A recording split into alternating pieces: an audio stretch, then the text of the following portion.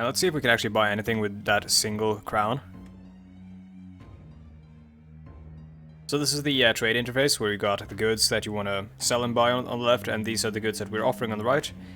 The price is here, 10, 100 and whatnot, those are dwarf bucks. This is the weight, I think.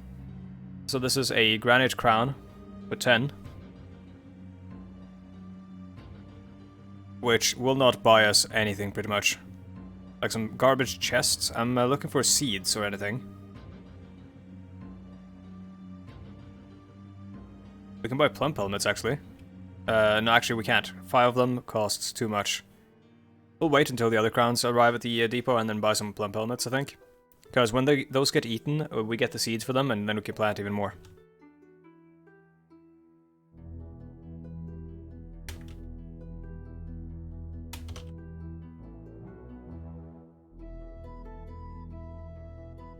For some reason, this music reminds me a little bit of RuneScape.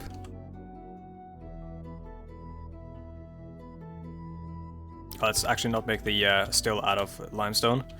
Let's make it out of granite.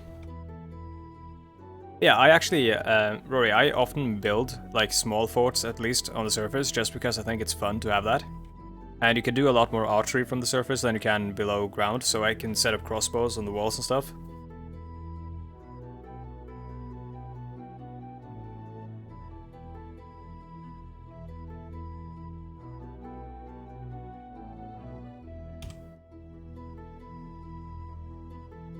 Let's see. Actually, no, I'm not going to do that yet. We don't have enough migrants.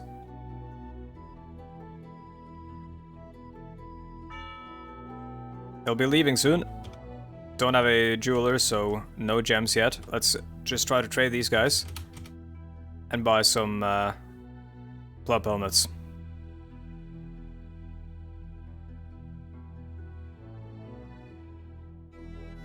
Let's see if plump helmet seeds are cheaper. If they even had them. If they even brought them.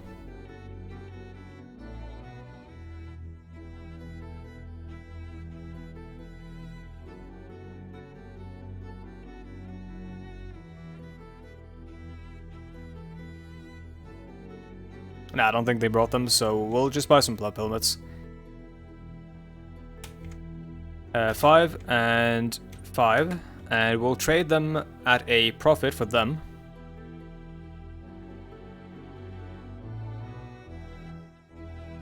Yes, I'm sure I want to trade them. With your trade goods such as they are, I can't fathom you ending up with all those items. Oh, fuck you. Okay, let's say 2 of those then instead. What a rude boy. There we go. Wonderful. Thank you for your business. Apparently my man is not as much of a shrewd negotiator as I thought. In theory, I can disassemble this workshop and take everything they brought with them, but that's cheating, so I'm not going to do that. Like, when you disassemble that, all the goods are marked as belonging to me for some reason. That's how the game works, and you can use that exploit to steal from merchants. But I will not do that. If I want to steal from the merchants, I'll find a way to kill them and take it for myself that way. For example, when the elves show up, I will set up a drowning chamber and set the trading depot in the drowning chamber, and then I'll fill the drowning chamber with water. And then I'll drain the water from the chamber afterwards, and take my ill-gotten gains that way.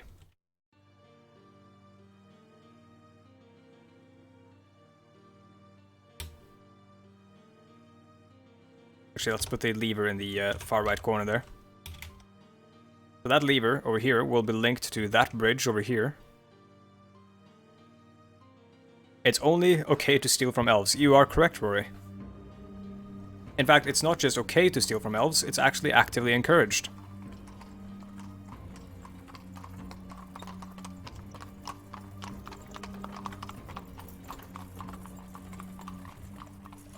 In fact, I would say steal from elves whenever possible.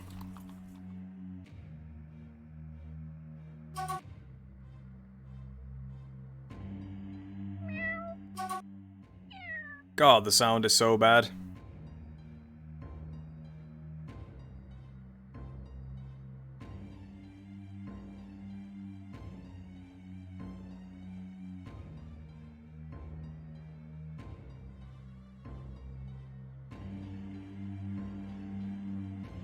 Let's make 10 buckets, because apparently we don't have enough empty buckets. Oh yeah, shit, I just realized, I forgot. I need to set up the well. So we got the water here.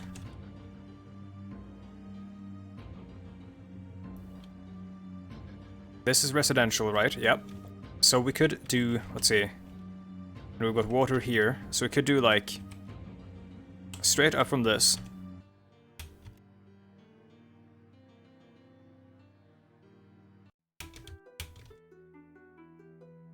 Okay, I think I've got a plan. So this is going to be the well room. In fact, this might actually be just be the meeting hall straight up. So like that'll be one aspect or one part of the meeting hall. Oh shit, it won't be symmetrical. If I set the well up here, the well will be like slightly off center, and that will be very, very sad. Well, hold on, I can do like that. That works. Then we'll set the channel down there, because that's going to dig out the floor and have an opening, and then we will have the well above that, and we'll grab water from down there. Oh no, wait, hold on, this is a bad idea.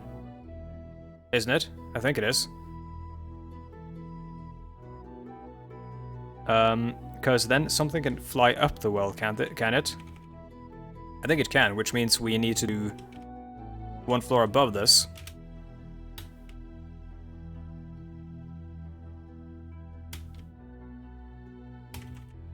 And then down here, we'll set up a safety zone, where we'll have a bridge over the hole, so that we can barricade off the well shaft, if need be. So if that's the well shaft there, and this is the meeting hall, let's make the meeting hall fucking massive, like this, and this, and then let's see, 1, 2, 3, 4, 5. 1, 2, 3, 4. Yeah, because we had 5 starting from the center there, or from the edge. Hopefully that's symmetrical, probably not. 1, 2, 3, 4, 5, 6, 7.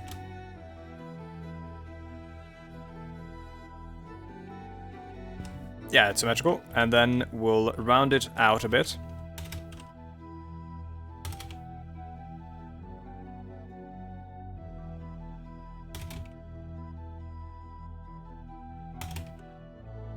Like so.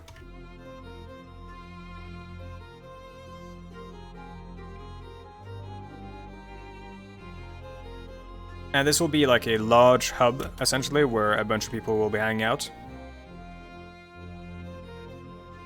And we'll build a lot of stuff around this, like we could build arenas, we can build, we'll build a hospital near it, because, or near this, because the well will provide water, which will be necessary for the washing of wounds in the hospital.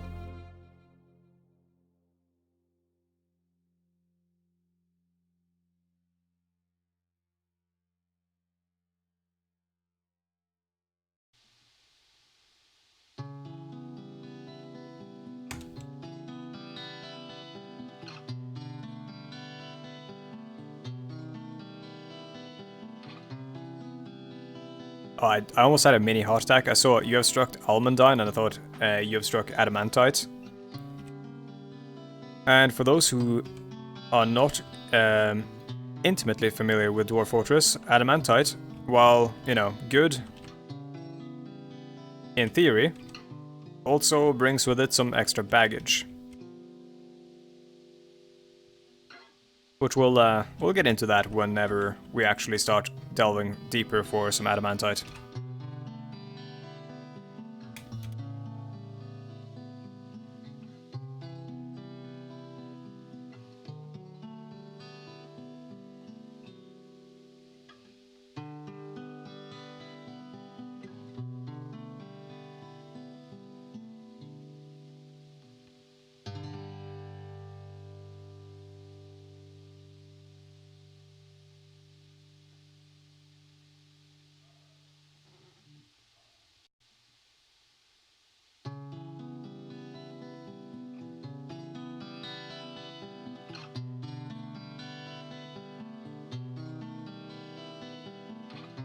want to put a door on this,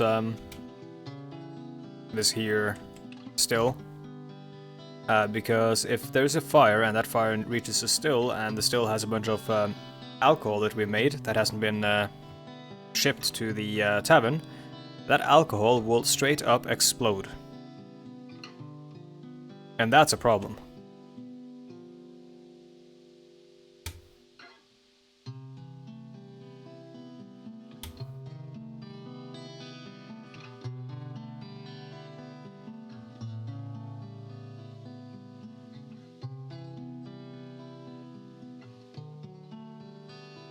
More migrants. Oh hell yeah, dude. More migrants. Let's make another furniture stockpile that's a bit bigger here.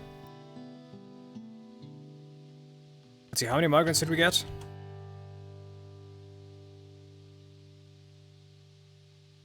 We got 1, 2, 3. Hopefully we're gonna get a large wave. Because we could use a lot of extra hands here.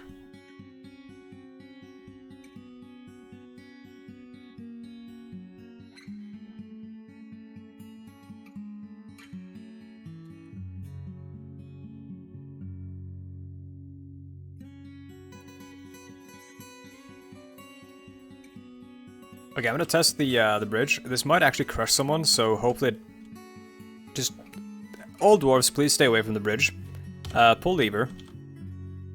Let's find out. Oh, please stay away from it, because they... So if they're standing on the bridge, they get yeeted to... Oh, okay, we're fine. I thought he was gonna get yeeted, so the bridge works.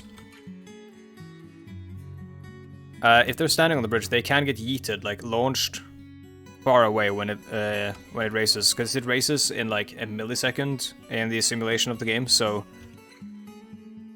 the amount of kinetic force exerted on the individual people is insane.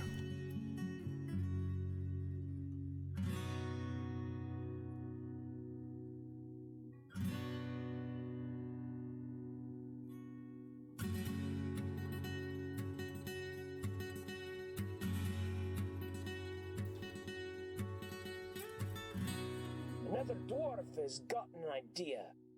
Best get the dogs out and assign it to him in case he goes mad.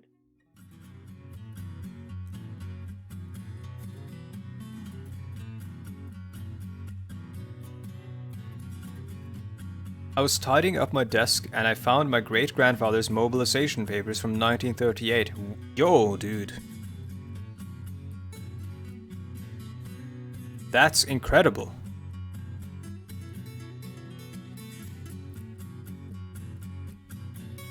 So was that, so that was with the, preceding the German, like German invasion, or what? Or like German aggression, basically?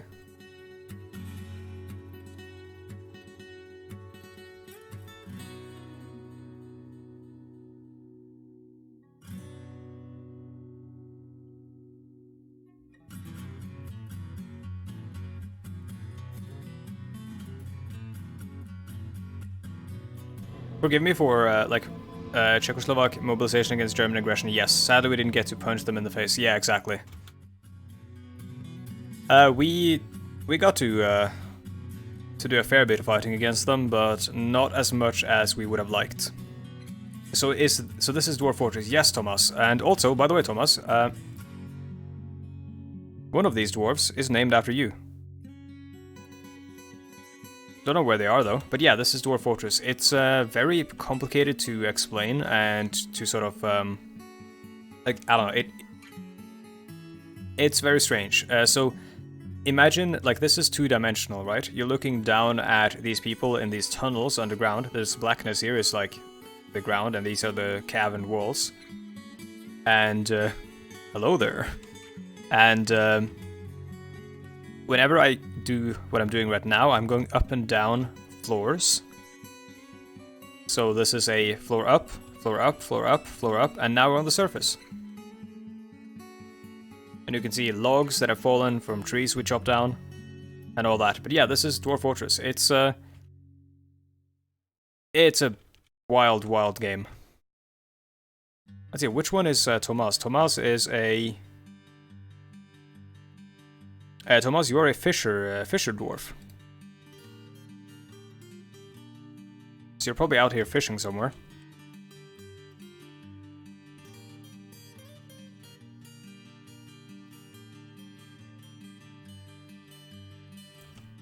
Yeah, we're working on making things more pretty down here. You can see here we're carving the walls so that they become actual like stone, smooth stone walls and stuff. Oh, there you are actually, Thomas. You're carving one of the walls.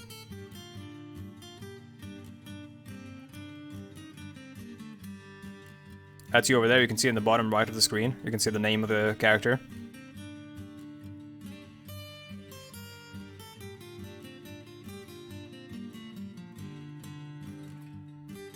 So Kogan Lollikal, the glazer, has he withdrew to his to a workshop and he started to create a thin emu bone right gauntlet.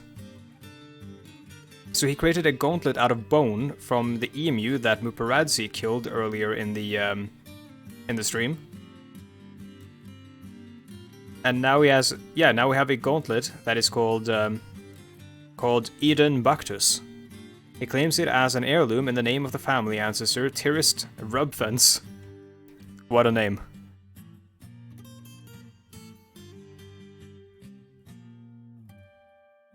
So we have an emu bone gauntlet, and if you were here at the beginning of the stream, you know that this fortress is called something like...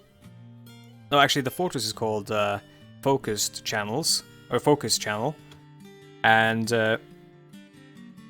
our group is called something like the Awesome Gauntlet or something.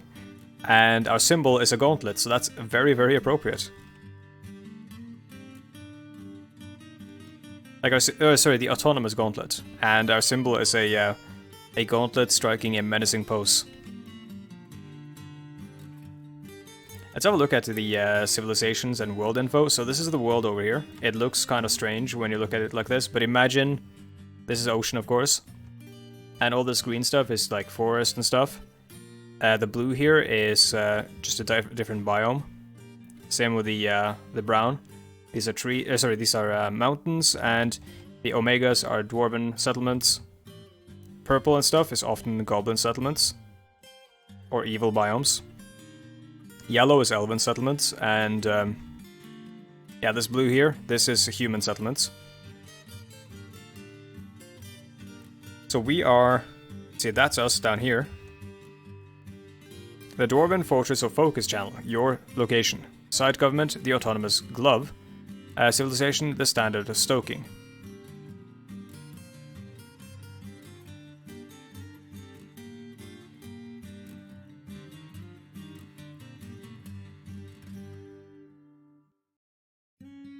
And yeah, this is in the Fields of Assaulting.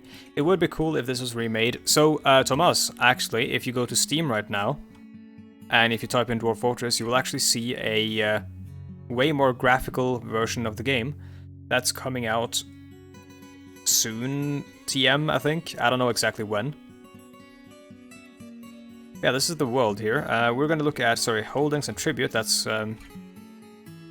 this shows, like, the different, like, lands that belong to each civilization and stuff. News and rumors. Do we have any news and rumors? Hold on. Yes, we do. We have a Goblin Army marching on...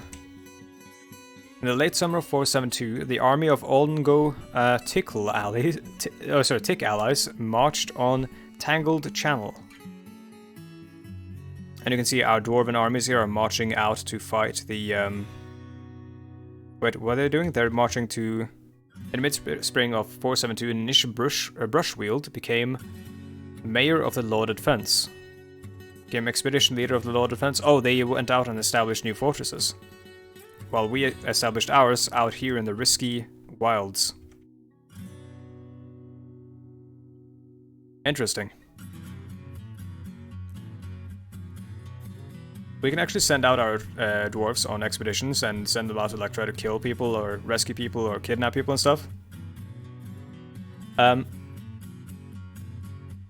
So yeah, Wesky says, so Norwegians actually fought heroically. Sadly, Germans had tons of aircraft against you, so even UK and France couldn't help much. Yeah, not only that, I mean, the invasion of Norway by the Germans was extremely, like, I wouldn't say amateurish, but it was like extremely poorly executed. But the defense of Norway was even, like, worse executed. The British could have prevented the invasion of Norway several times. Like, they knew straight up that the German, like the entirety of the German fleet, which had been stationed in Germany for a long time, like a couple of months, to get it ready for the invasion. The British knew that they hadn't seen the fleet in a long time, and suddenly they saw the entire fleet going out into the ocean, sailing along the coast of Norway. But the British thought, well, they're probably going to try to break out into the Atlantic and raid our shipping. They didn't think, this is probably going to be an invasion of Norway. Even though they knew that an invasion of Norway was possible. And they even knew that it was so possible that the British were planning to invade themselves. But yeah, it was just like every side in the conflict just messed up everything. And also, what the fuck? We are being invaded by badgers. Those are yeah, those are badgers.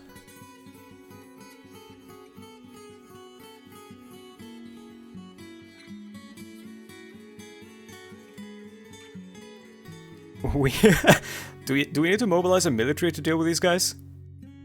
Or these badgers? How dangerous is a pack of badgers?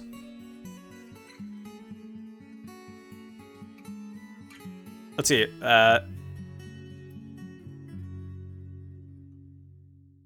Oh yeah, Wesky, please no caps apparently. I'll try to tone down that bot so they don't get so aggressive about stopping caps locks. So let's see, Dr. Pantsman says, so this is how you're supposed to play the game and not die as soon as winter comes and freezes all your water. Yeah, you're meant to build a well. You need to channel down and build a well below. Let's see, where did I do that? I did it up here. Yeah, you're meant to do like this, like what I've done. Just channel down and until you get to this stuff, and yeah, build a well over there. So I need a... oh shit, do I need rope? Oh god, I might actually die to winter, there, Mr. Pants.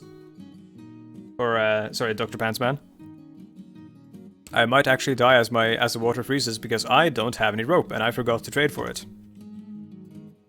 Let's see, who makes a rope? That is the farmer's workshop.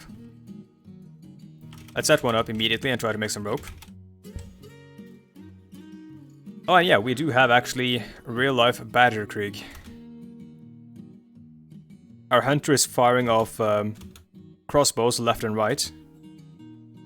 He's hit one. Okay, they're retreating. The Badgers are retreating. So we've repelled the assault and we've murdered one Badger. Our enemy is routed, we have won the day. Only just started playing Dwarf Fortress, so trying to survive the first year is hard. Yeah, it is really, really hard. When you start playing, like, you don't know the most important stuff that's going to kill you. So every time you start and you do something wrong and you die and you learn from that and stuff, like that process is very, very frustrating and hard in the beginning. That bot Thanos snapped me out of existence. Yep. I mean, if Thanos snapped Rory's message, I don't know what Rory's message was. First was not enough food, now I can't get water. Yeah. Once you got food and water, then the next problem generally is like getting killed by invaders and stuff. And once you get that figured out, you've got the game figured out. My number one, like, tip, I think, is of course, set up food production as soon as possible.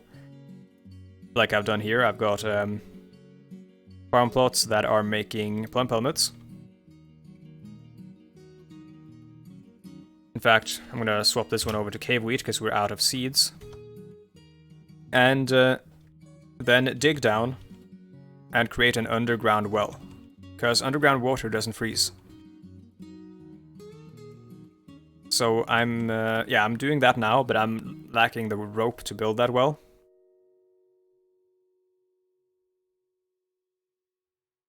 Need to figure out a simple well. I've been trying to play in warm forests, but apparently world gen hates me. Dude, world gen sucks. You gotta do like advanced parameters to get like a perfect world. Usually when I play by myself, I spend hours just trying to find the perfect place to build a fortress. And then when I do, an alligator crawls out of the swamp and kills my entire group of 7 dwarves. Let's see, when the time comes, the fearless fisherman Thomas Silverbeard will take the sword and fight the enemies of the realm. Like, you're not wrong, Thomas. Also, this is leaves falling because it's autumn. You're probably going to be drafted into the military, Thomas. Because you're a fisherman, and fishermen aren't that useful once we start to live more underground. So you're probably going to become a sword dwarf. Have you heard the news about GTA Online? No, I haven't. What's going on? Do you mean the casino thing, where like costs like $800 to buy all the content or something? Yeah, that's stupid. GTA Online was such a cool concept that... Yeah, exactly, thanks capitalism. GTA Online was a cool concept and then it just like... So bad. We check get locked out of the content entirely. Oh. Oh, that is stupid as well.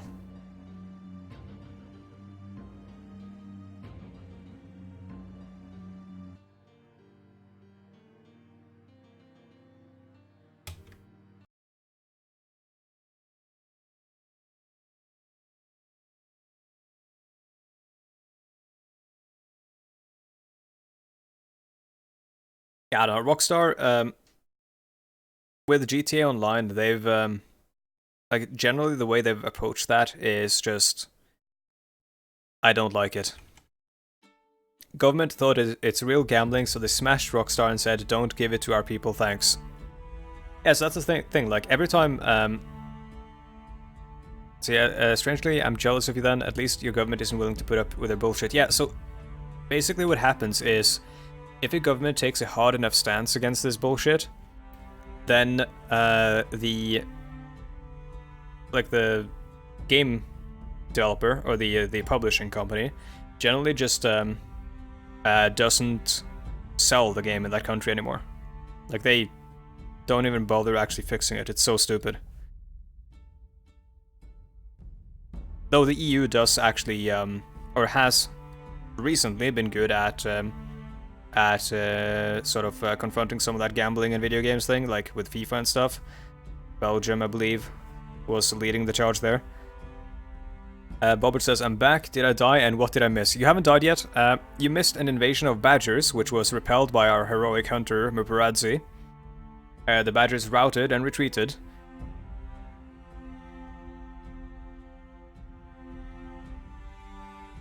Let's spin thread, if we have any. Let's hope we have any. Winter is upon you. Shit. Oh god. We can, Dr. Pantsman, you can actually survive without water because dwarves don't need water, they only need alcohol. If, water is a fallback position. If they are given the choice, they will drink exclusively alcohol for the rest of their lives. And I believe they actually become unhappy if they drink water. So we're going to, since I forgot to trade for a rope, or build a rope, or whatever, so we can't build a well, we're going to set up a massive alcohol production so we can just drink wine and beer through the entire winter.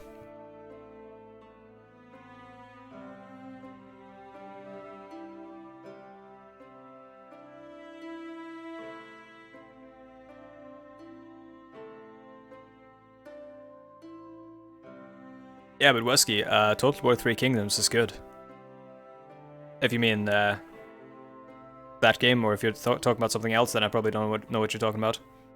As soon as I built my still, it was already winter. Guess they need water to at least brew. They actually don't. You only need... oh, yeah, I'm waiting for the saving thing. You only need the plants, I think. You need the plants and you need the barrels. Do you have any pigtails? I do think I have some. So I could process the plants, I think. I did set up some pigtail farming.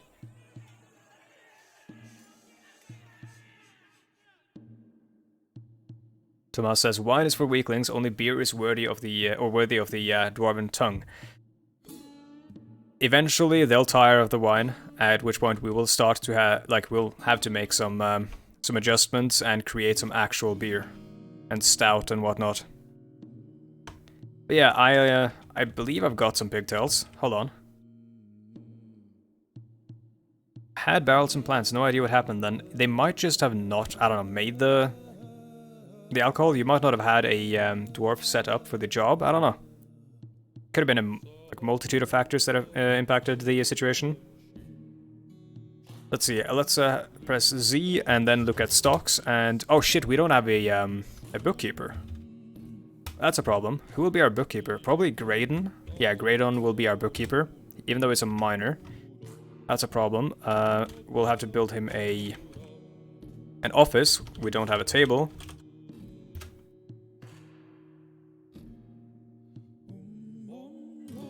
Just quickly scheduling a bunch of work, thrones, and tables and whatnot. So that we can build an office for our bookkeeper.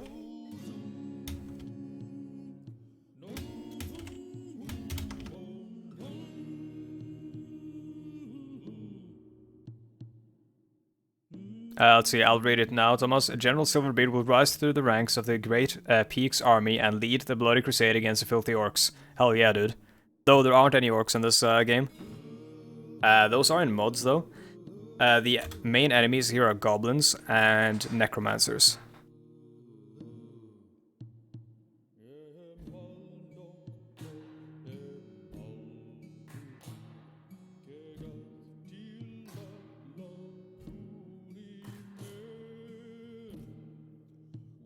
People always forget the bureaucrats. The man is right. Let's see, and the bureaucrats, at least in the in the fortress, are probably the most important people, like the manager and the bookkeeper. Because the manager will let me, you know, schedule jobs and stuff, so I don't have to go to the individual workshops and schedule them. Also, this is gold, right? Yeah, this is gold. Oh, hell yeah, dude. I'm actually gonna dig out these veins, you know, blast aesthetics. I'm gonna dig out these veins and make some gold, gold stuff. We need to make like a gold crown for our king whenever you get one. We also need rock blocks for the well.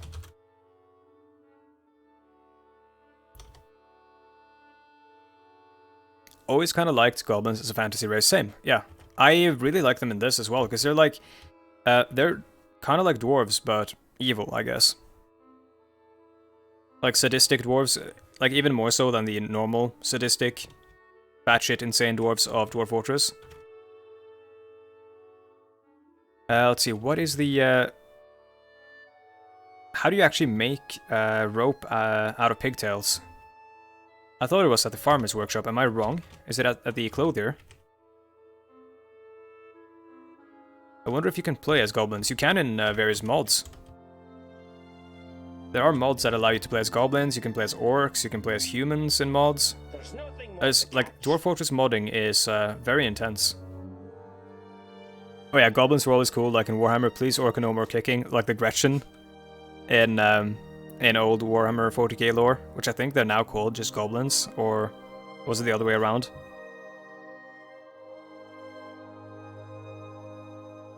Bureaucrats are always important. Oh yeah, dude. I know, you're speaking to a Norwegian. We love our bureaucracy. We had a German professor who was the lecturer in my course in the Cold War in Asia at university, and he said like Like, you Norwegians, you love your meetings. Like, yeah, meeting before the meeting, meeting for the meeting, meeting after the meeting, etc, etc. It's funny. In Fantasy Warhammer, there are just goblins. In 40k, they are Gretchen. Okay, gotcha, yeah.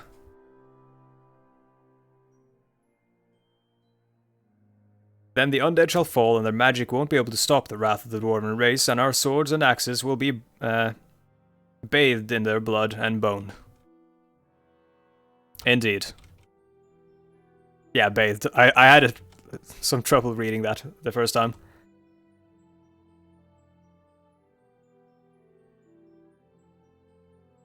Oh yeah, let's start making this booze before the water freezes and we like thirst to death. That'll be an ignoble end to this fortress.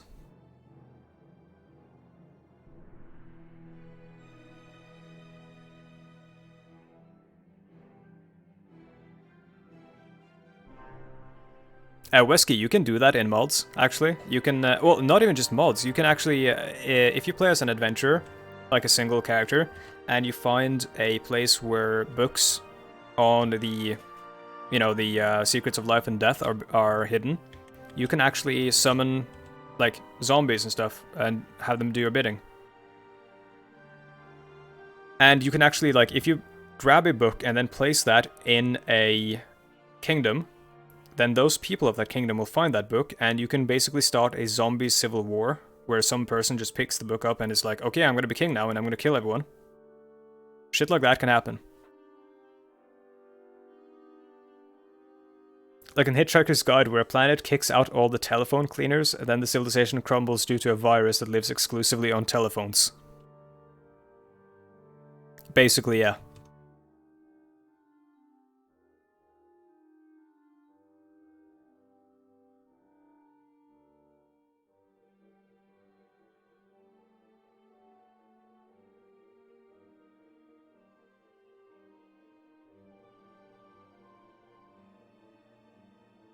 Oh yeah, dude, Wesky. If you mod it, you can do pretty much everything or anything.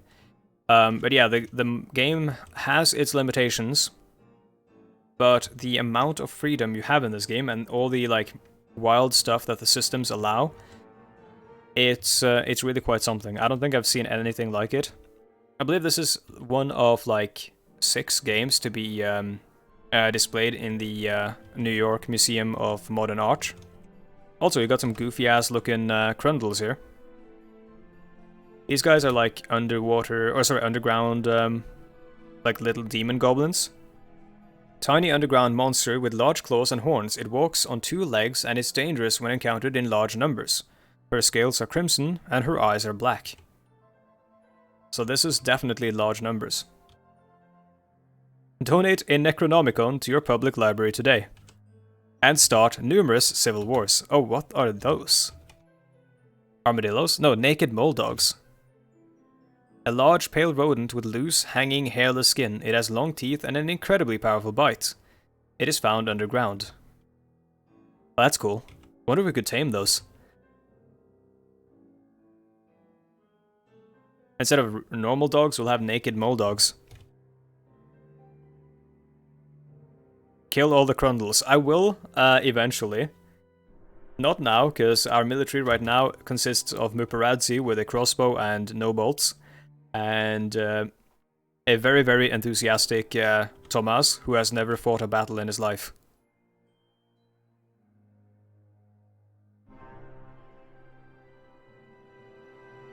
Name of our great hall be Karak.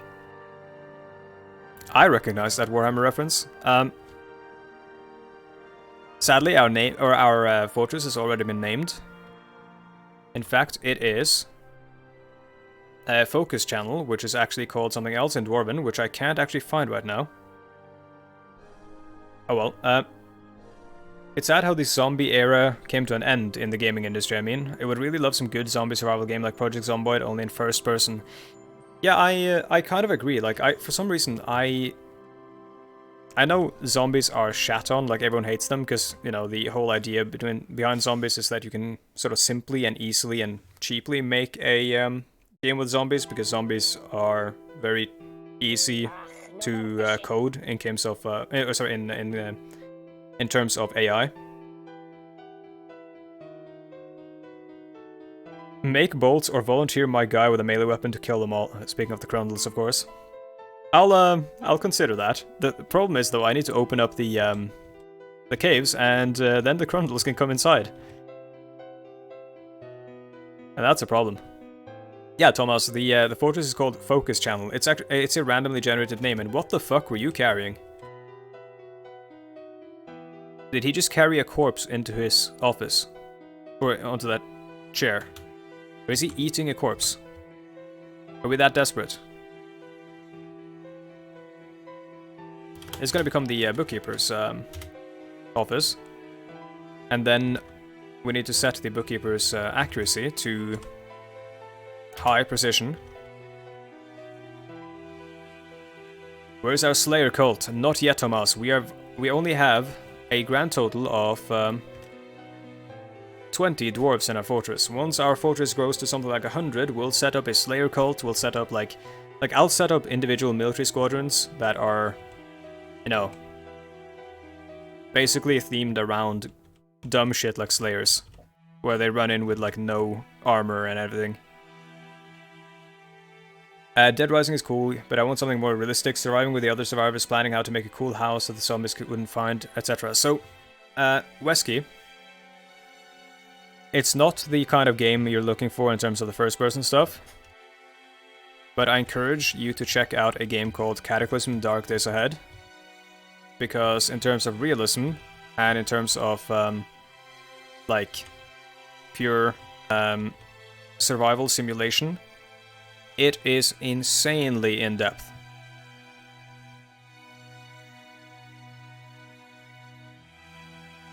In fact, I might even play Cataclysm Dark Days Ahead on the stream at some point. It's a game I love and I play it very often. Though the graphics in Cataclysm Dark Days Ahead of course leave something to be desired, it's kind of similar to this.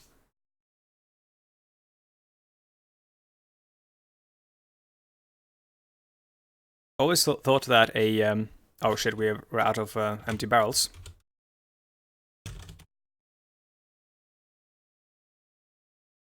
Always thought that a survival horror game based on H.G. Wells' War of the Worlds would be a good idea. It's all about bumming out about a destroyed southern England for like 2 months.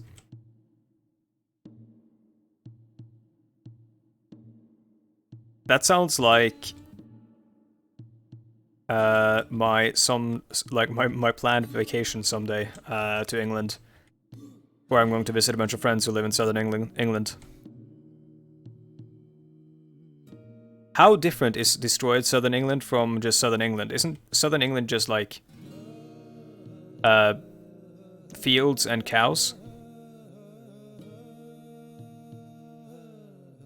Is it possible to establish other holds that obey you? Not yet, but that is planned.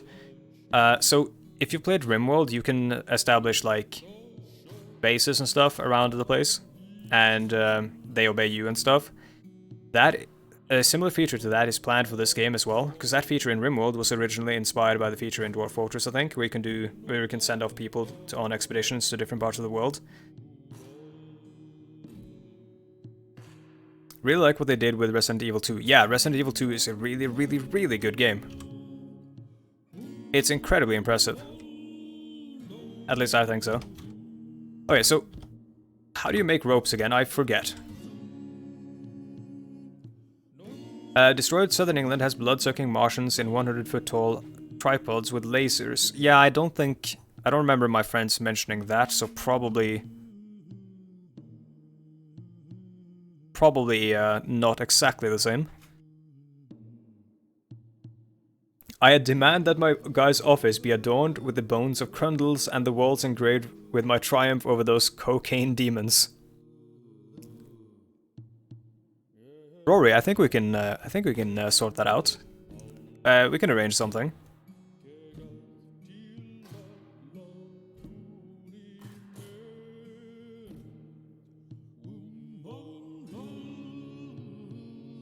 So what the fuck is the fortress, or sorry, the workshop that creates rope? Oh, don't tell me it's the loom. I'm gonna set up a clothier's workshop and a loom then.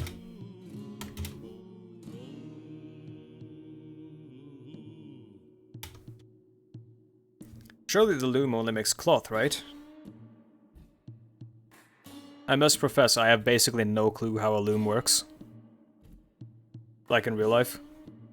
I know it spins.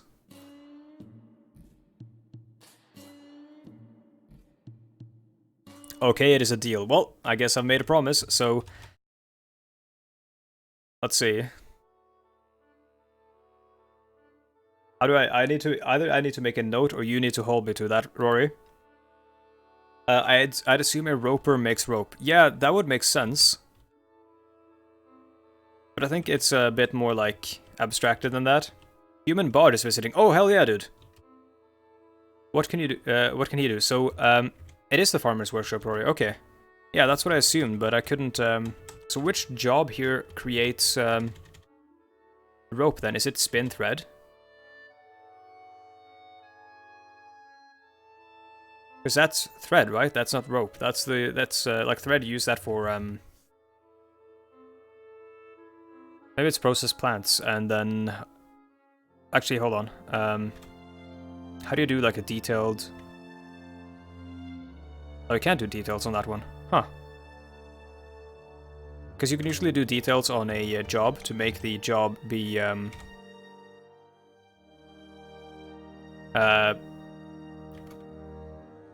like, be very specific.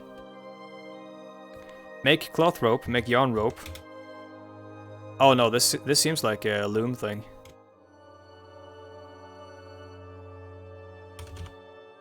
I'm gonna try to make each one, just to see which one we actually have, like... Oh, whoops, I just cancelled the job. Just for, you know, whichever one we actually have the materials for. That seems like a loom job, though. Needs weaving, so we need a weaver. Let's have a look at our migrants, see if anyone can be a weaver.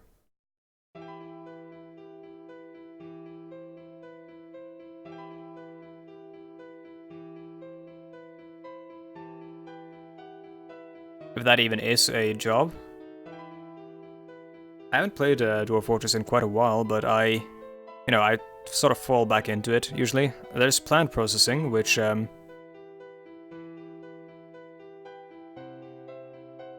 don't see any weaver job. Hold on, I'm gonna straight up Google this.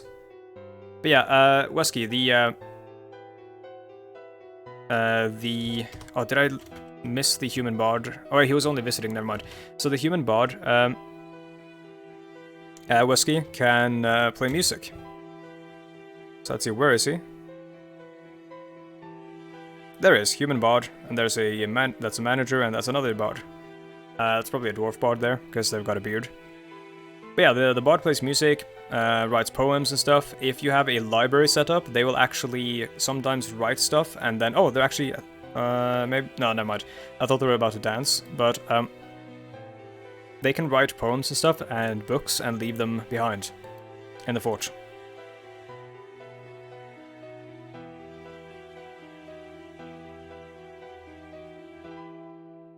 Guys, the manager, bane of Karens and Crundles. He's right. Seriously, this game has a ton of details. Yeah, dude, it's wild, and we haven't even scratched the surface. And it's mostly all, like, randomly generated as well. Like, the songs and stuff that they make, those are all, like, fully featured. Like, they are written out fully, like actual songs. You can actually read the description of how they work, or, like, how they're built up, and try to actually compose something out of it. I have a friend who's, like, a big shot composer. I like to say that. I don't know how big shot of a composer is, but he, like, composes stuff for, like, orchestras and stuff. I've kind of wanted him to, like, try to make that, or, like, make something out of a Dwarf Fortress like a composition or whatever.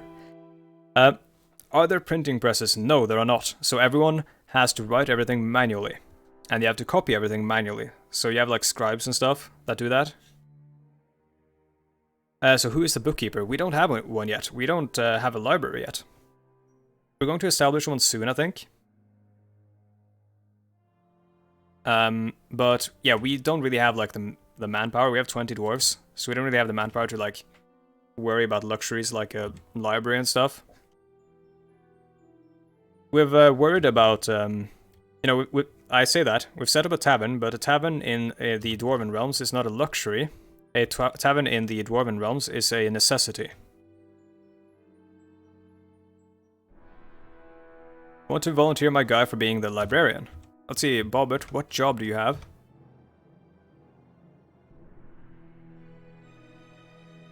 Bobbert, you're a mason. Sure, yeah, you can probably be a librarian. Shouldn't be a problem. In which case, I'll probably set up the library just to give you that role, and then not actually have anything be in the library yet. I want to make a kind of a grand library though, so we need some space. We could probably build it here.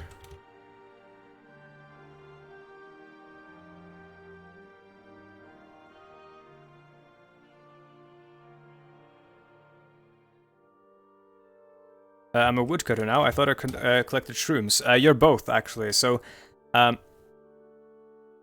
we don't have enough seeds for you to be working full-time as a farmer, so you're also a woodcutter.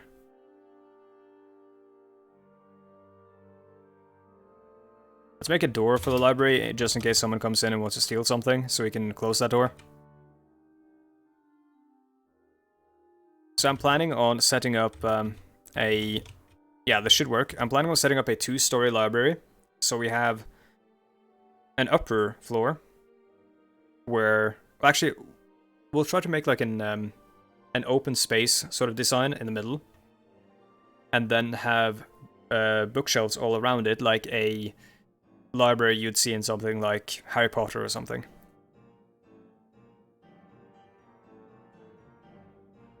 I know this is about digging out a kingdom, but can you build on the surface as well? Yes, you can. So, this is the surface, of course, and this is the, like, little divot that we created to go down into the tunnel that leads into our fortress. For now, it's very ignoble and very, like... I don't know, it's made of dirt and shit. It's the first year, so it's gonna get better. But, yeah, you can straight up build, like, a huge tower. You can build a fortress on top of the... of here, you can build a, houses and stuff. The problem is that dwarves are not as good at that as they are at just digging, so digging out houses and stuff is way faster. However, there are mods that make you play humans, and humans can't really live underground, so in those mods you basically have to live up above ground. Why is he not smoothing that one? Probably is at some point.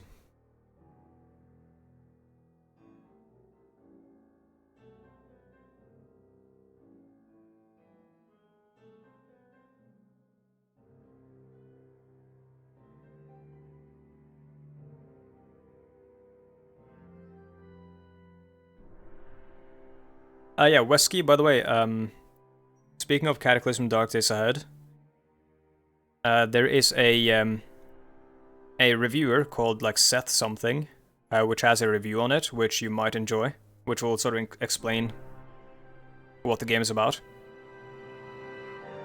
He's made a review on Space Station 13, which is also an awesome game. He's made a review on Dwarf Fortress and all that.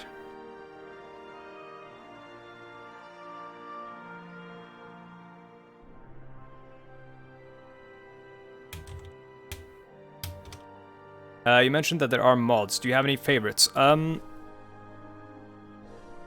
hard to say. I think my favorites are probably some of the overhaul mods, like total overhauls, like oh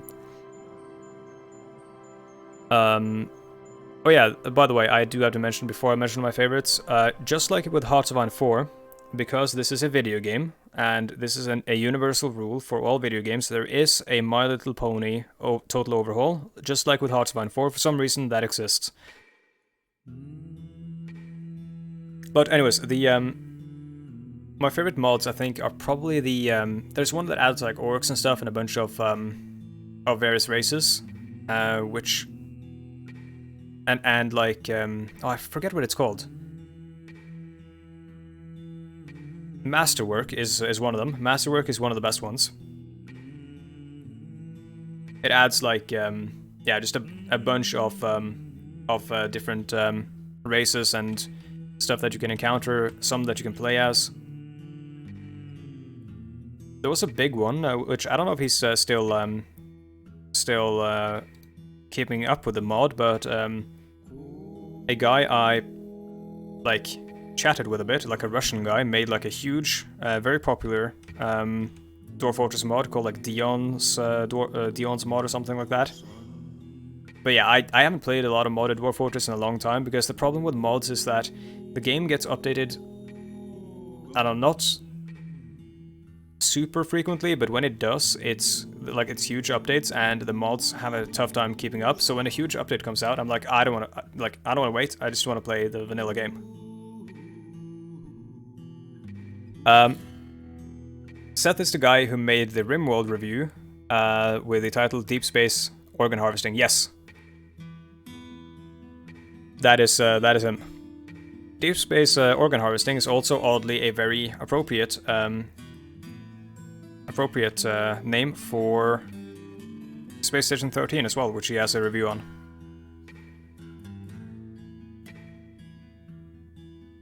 And yeah, Rory, yeah, the building houses is very complicated.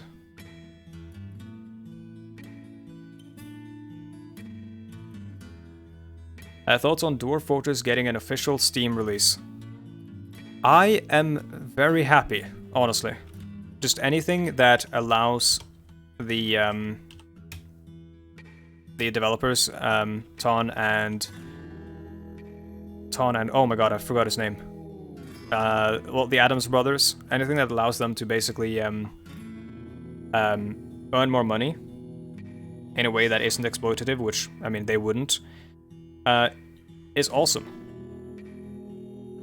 And also just official graphics, official music, and everything. That sounds amazing. And maybe Steam Workshop support. It's gonna be like amazing to, or for like bringing the game to a wider audience. Yeah, Masterwork Dwarf Fortress is the mod I was talking about, and yes, Thomas, I liked it. And Bobbert, I have tried Aurora 4X, and ironically, he says while playing Dwarf Fortress, I found it complicated.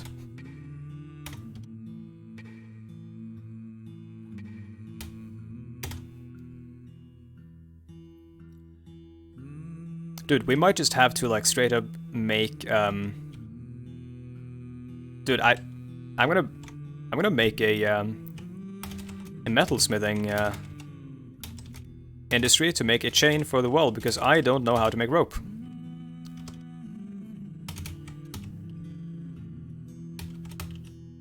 So instead, we're going to just straight up make a bronze or copper chain.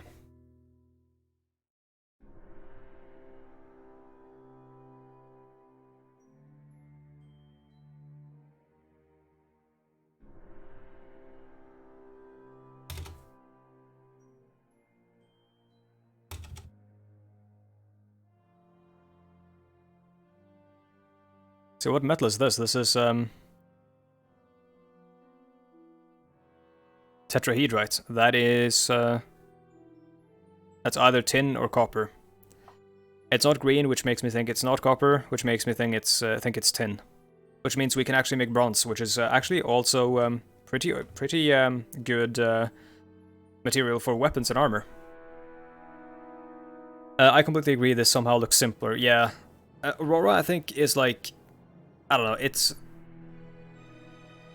the problem with Dwarf Fortress is not that the game itself is complicated. It's that the interface and the graphics are kind of arcane and unintuitive. With Aurora, the game itself is complicated. Will we have minor guilds? I mean, why not? Well, we could have like, I mean, I don't know, the miners are kind of like, so first of all, like, straight up, at the moment, the way this society works, because a couple of versions ago, currency was broken by the devs, and they were like, you know, this isn't working, we gotta take this out of the game. So because of that, since then, every dwarf fortress from then to now has basically been sort of communistic. So the idea of guilds that manage and and restrict like who gets to learn how to do things and everything is kind of outdated. Tetrahedrite is copper. Okay, well then what is malachite? Or is that also copper? I bet the official release on Steam will be much simpler in the interface. Yeah, I think it's going to have a lot of like tools to make it simpler or to make it easier to deal with. But yeah. How did they break money? So the real answer is that they didn't. The real answer, I think, is that they couldn't make it work. So, I mean, sure, yeah, Thomas. So the problem with money was that, ironically enough, I think some dwarves hoarded it. So some dwarves had all the money, and the rest ended up not being able to afford to move into houses because they couldn't afford property, and all that. So, like, one could argue... Yeah, I was about to say, Dr. Pantsman, one could argue that the system worked, but, you know, it wasn't fun, so they removed it.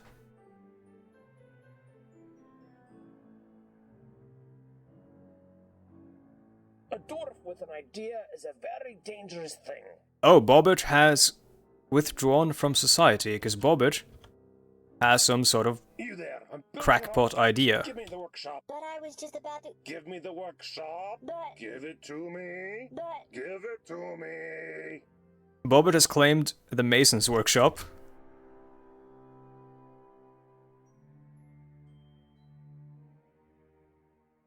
Bobbert might be doing something incredible right now. He's grabbing materials. Oh, please be good. Please don't be something garbage like a floodgate. It is also copper. Okay, Rory, so everyone was correct. Malachite and tetrahedrite is copper. We'll make a copper chain then. Bobbert has begun a mysterious construction.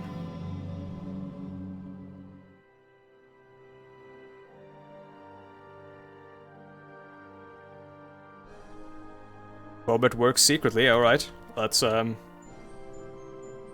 wait and see what he builds. I'm gonna build the metalsmith forge then, in the meantime. And we need a furnace or whatever it's called. How do you build that again? It's like F or something. I usually just hit buttons until I find it. I don't even look at the interface.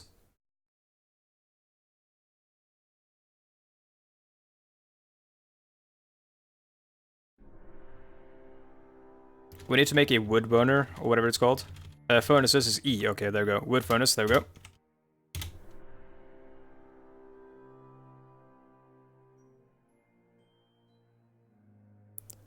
Oh, you're finally awake.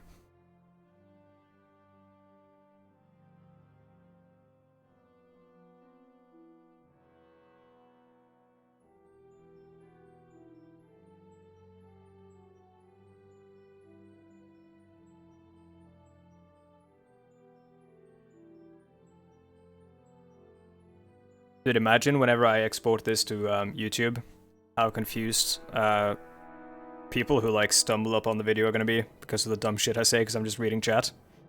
Not that the stuff that you're saying is dumb, just like the there will be no context for it.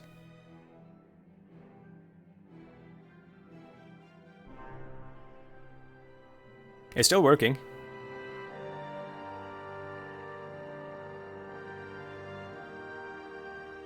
We don't have metalsmiths or anything, so that's a problem. And the mason that has to build the wood furnace is also doing something else right now, so we can't do that. Oh yeah, shit, we need to build a smelter, which is also a furnace, to smelt bars.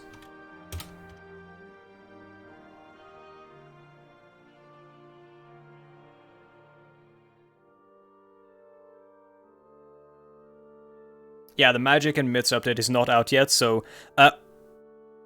Bobbert has created Ruthoshevost, a malachite millstone.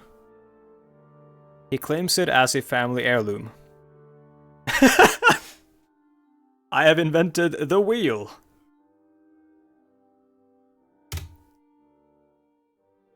Okay, that's an artifact millstone to make the finest, only the finest flour with. Or to grind the bones of crundles into meal. And I must profess again, I have no clue what you use bone meal for.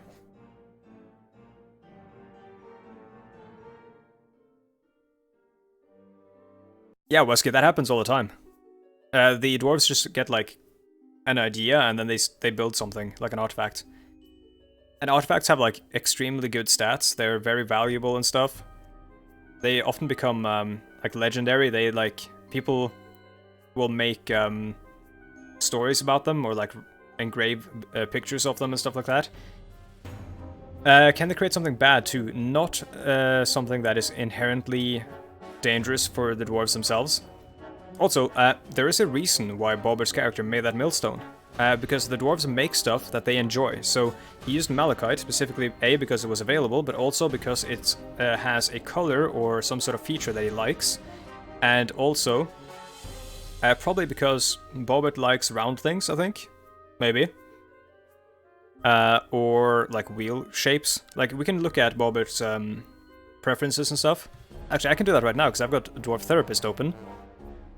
You won't be able to see this, because Therapist isn't working fully for me. Let's see. So in terms of Bobbert's preferences, Bobbert likes Kimberlite, Silver, Green Tourmaline, so those gems, a Giant Elephant Leather, that's specific.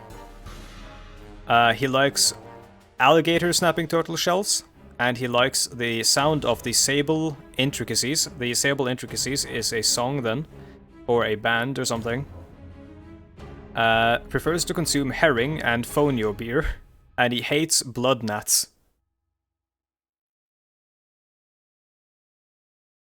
It would be a shame if, let's say, a goblin would steal that millstone. Luckily, Wesky, the goblins don't come to steal them. Well, actually, sometimes they do, but mostly it's the kobolds. The kobolds also try to steal dwarven babies, but that's a whole different thing. Fredda, please let my guy kill some crundles. Rory, have some patience. I probably won't be in this stream, because we won't be able to set up the military just yet. It'll probably be in a different stream, I think. But yes, we will kill crundles.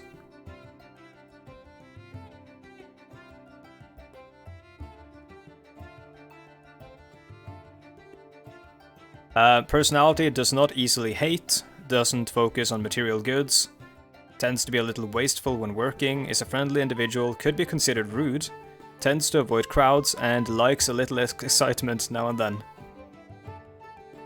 So Bobbert dreams of creating a great work of art, and values loyalty.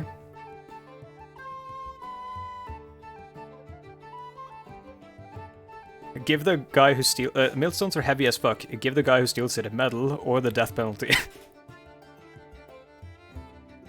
So yeah, all the dwarves have their backgrounds. Can you tell me mine? Wesky says. Yes, sure I can. Let's see. So... I fished all the fish there are, so there's no more fish. Wesky is quick to anger, so that makes Wesky more likely to throw tantrums or go berserk, which can mean that we might need to send in the military to calm Wesky down. Doesn't focus on material goods, is unfriendly and disagreeable, is generally quite confident when undertaking specific ventures, isn't particularly ambitious, is grateful to others when others help them out, and tries to return favors, doesn't tend to hold on to grievances, tries to do things correctly every time, likes to take it easy, strongly prefers discussions of ideas and abstract concepts over practical issues. Sees cunning as indirect and somewhat worthless, and values martial prowess, so Wesky likes strong people. And Wesky is somewhat disgusted by romance, and dreams of raising a family. I believe those two will be somewhat incompatible. Wesky likes nice, like the rock, likes pig iron, likes milk opal, likes reindeers, emus, crowns, catapult parts, apparently. He likes the shape of gems. the sound of the aquamarine musics, and the sight of the flower of skirts. Don't know what that means. Prefers to consume single grain wheat beer and foxtail millet flour. Hates jumping spiders. Alright, I'll tell you yours, Rory, in just a moment. Hold on.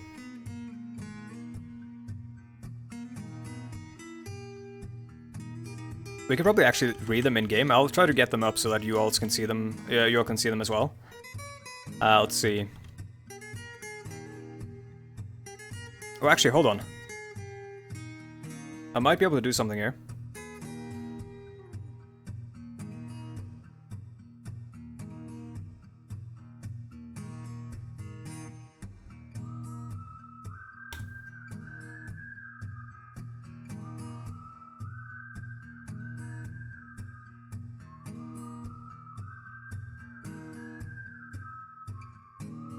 Give me one moment. Oh my god, it works. He's done it.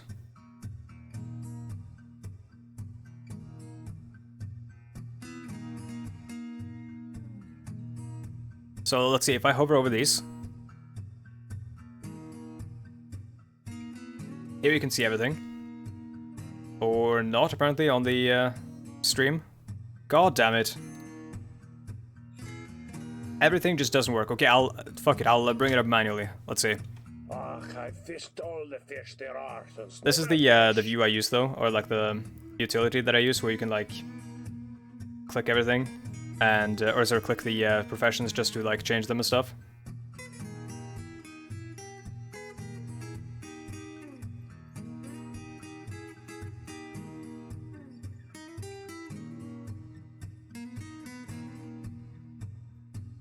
Let's see, I was gonna look at Rory first. So this is what it looks like without that interface, which makes it very, very messy to look at. So Rory is a female, dwarf apparently, who is romantically involved with Graydon, faithful worshipper of Ibel, certain Molten, the Axe of Covers. Ibel, I believe, was the god of chaos and war, wasn't it? 74 years old, clumsy and quite susceptible to disease. Rory likes borax, pig iron, peridot, llama leather, the color purple, top, earrings, kakapo for their booming calls, the words of the treasure of oils, the sound of the sable intricacies. So Bobbert also likes that one. Those must be genres of music. And the sight of the flower of skirts, which might be a dance. When possible, she prefers to consume fly and pineapple wine. What? Fly wine?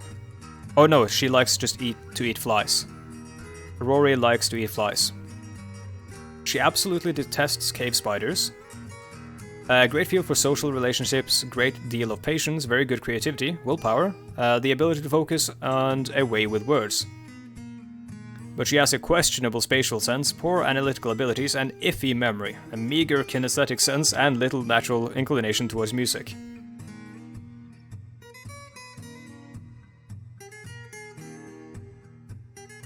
I'll try to, actually, I'm gonna screenshot all of these after the stream and post them in the Discord. In the Dwarf Fortress channel, if we have one of those. I believe we have one of those. Rory personally lacks any respect for family and finds introspection to be a waste of time. She dreams of creating a great work of art. Yeah, this is their values and stuff. She eschews political concerns for philosophical discussion. And what is the Discord link? Rory, you should be able to see it in the... oh shit, I haven't actually put it below the stream. I am an idiot. Bobbert, can you link the Discord? Oh, whoops.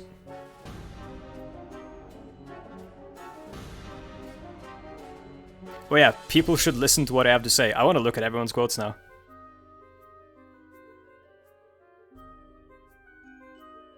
Let's see.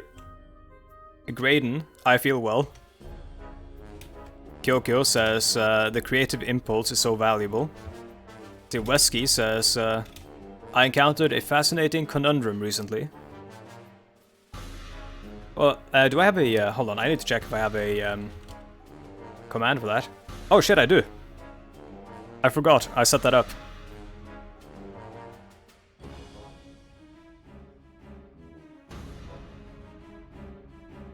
Let's see, Bobbert's quote is, one must always be loyal to their cause and the ones they serve. But yeah, I'm gonna screenshot all these from the like the better view and put them in the Discord so you can all see them.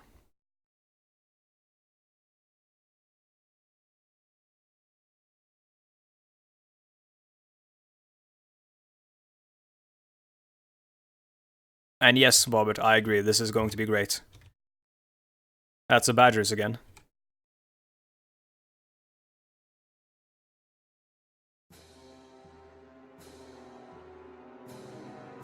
Got some spooky music. Oh, never mind, that's not spooky at all. This one is called Zombies Also Love to Play the Fool. Okay. So we got a bunch of crafts here which we can sell once the traders come. It's winter, isn't it? Where is the snow?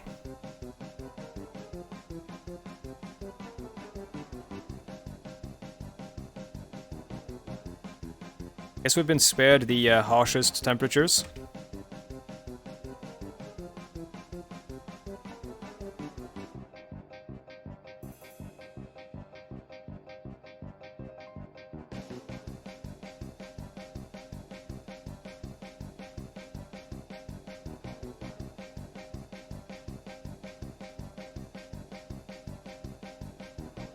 So I'm gonna designate a Chief Medical Dwarf, that will be Kyokyo. A Hammerer. So the way justice works in this world is that you have a sheriff who administers or handles justice. We can look at the Dwarven justice system over here. Z. Justice. There are no criminals, which means that we can't actually look at anything, but if there are cases, they'll basically say, like, this person is accused of doing that by that person, and then it'll list witnesses, and then... Oh god. It's the Elves. But yeah, it'll list, like, witnesses and everything, and you have to make a decision on what to do. Usually it's just like, do you punish them or not? And then they're punished accordingly, or according to their crime. And that usually means, like, they'll be hammered.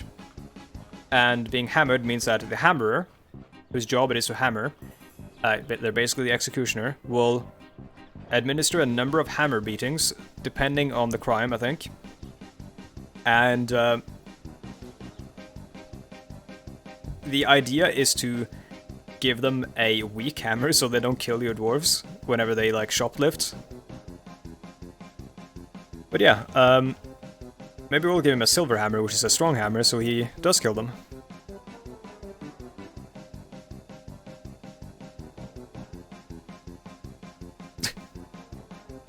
Yeah, these are elves, not wait, these aren't elves, are they? Oh no, they are elves. No, Thomas, the undead and the goblins, they're disgusting, and well, like, they're evil. They're evil, and a problem. We want to destroy them, and we want to defend our society from them. That's one thing. Now, the elves, that's an entirely different thing. The elves are disgusting, they are weird, they're scary, and we can't let them live. I mean, they like, and I said this before in the stream, every race has, like, hard-coded ethics, so humans and dwarves have very similar ethics. Elves are the only race in the game whose ethics allow them to eat other intelligent creatures. Imagine if these elves were the high elves from, like, Elder Scrolls. Yeah, imagine if they were like the ones from Morrowind, looking all, like, greasy and weird. Goblins, elves, cocaine demons. Yeah, cocaine demons are low on the ranking.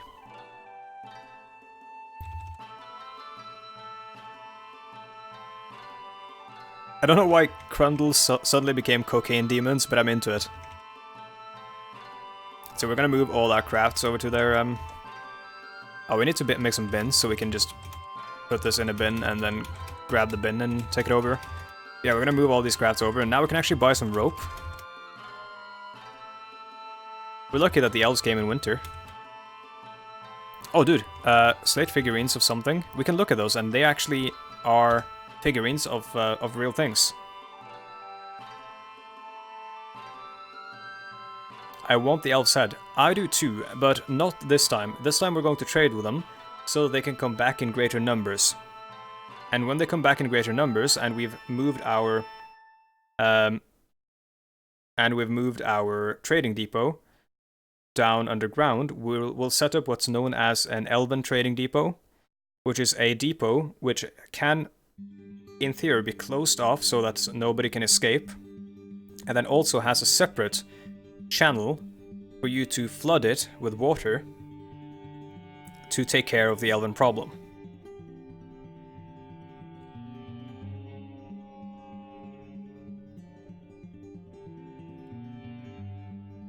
Hello, Elven friend. May I interest you in our little ambush? Yes, indeed. As I said before, live and let live as far as elves are concerned. Yes, but Bobbert, you don't understand. These are elves. You'll come to know soon enough how disgusting they are.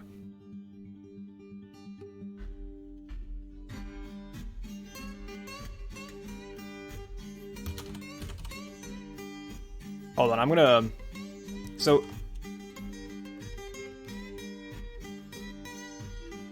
Here's the Dwarf Fortress wiki entry on elves.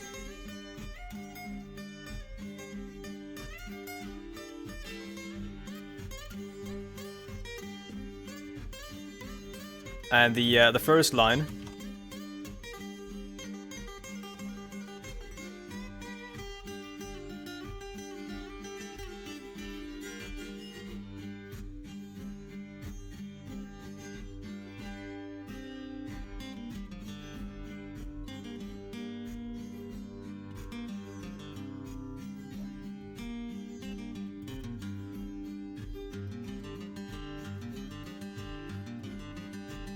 Yeah, but hippies are fine. Oh, Caden... Wait. Caden, you just gave birth. Oh, Caden gave birth to a boy. That's cool. Like... I don't know. Hippies are fine. Elves are not fine. Let's see what we can buy here. We can buy some puzzle boxes. We can buy some... These are toys for kids. We can make those for ourselves. Clothes, we can make, or we can buy some helmets made of bone.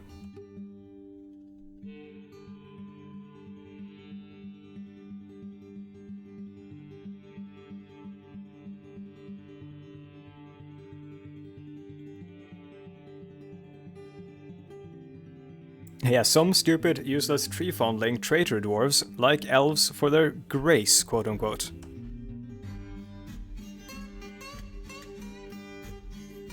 Yo, where are the ropes, though?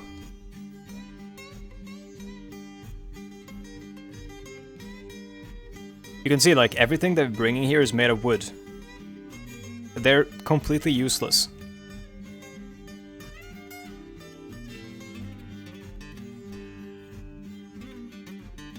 We don't need wood, we need rope. And also, yeah, they're like... You know, you can't chop down any more trees, but yet everything they bring us is made of wood. If we trade them wood, they're gonna get greatly offended.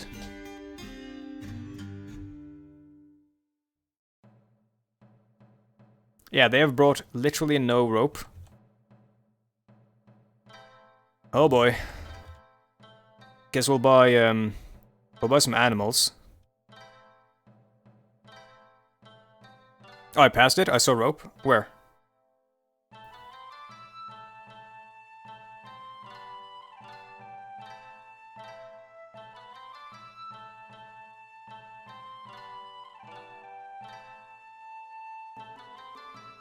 That's a robe there. It would be near the buckets and stuff, wouldn't it? I think it would. Kelsa bed, rope or something.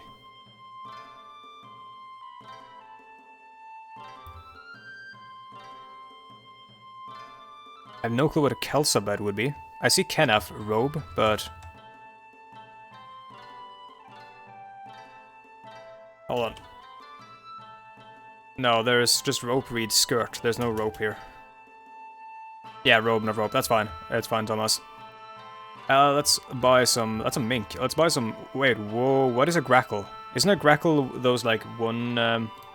or those, like, just two-legged cave creatures?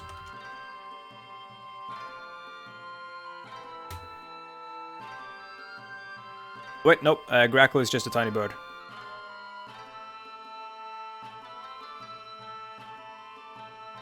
My bad. Great Horned Owl, that would be cool to buy. A yak bull is probably good though, because we can butcher that. Same with the deer.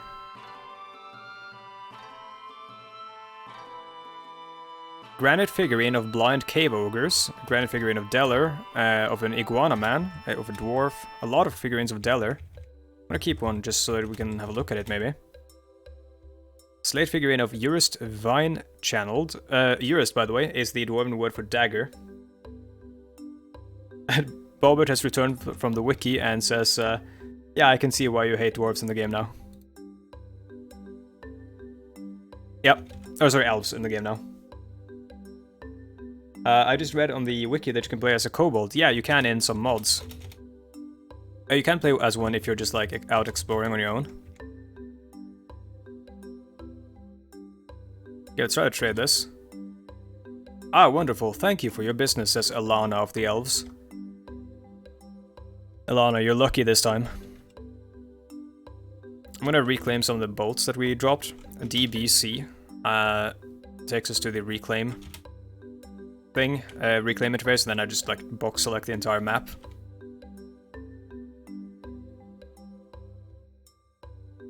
Buy bird. Which one? The grackle or what? Or the owl?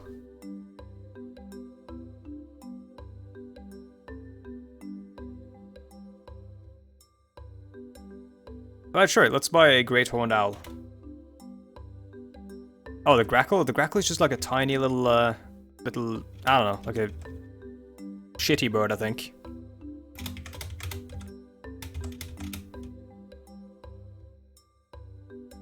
Yeah, I'm only gonna buy the owl, and I'm gonna, let's see. Trade that. There we go. And, I don't know how big a great horned owl is, but we need some giant spiders domesticated. Yes, we do.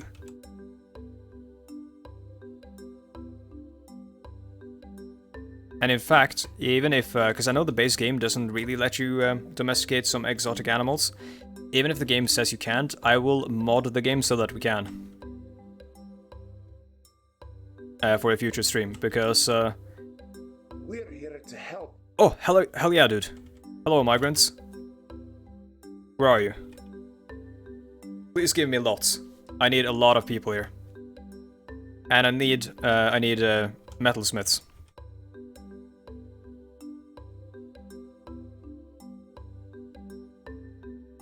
Pet iron feathers. There he is, the owl. In their cage. And there's the deer. Looks like a male, like a buck. I'm gonna... did we? No, we didn't get rid of the butchering shop. I'm gonna set the deer to be butchered, because we can't have it breed anyways, and we don't want to waste water on them.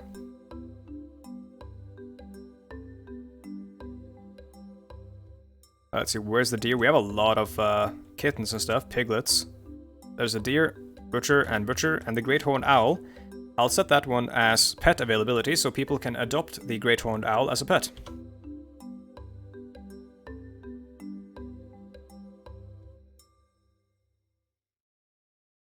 Yeah, that's a Tolkien thing. Or at least, I don't know if is it Tolkien or is it Peter Jackson?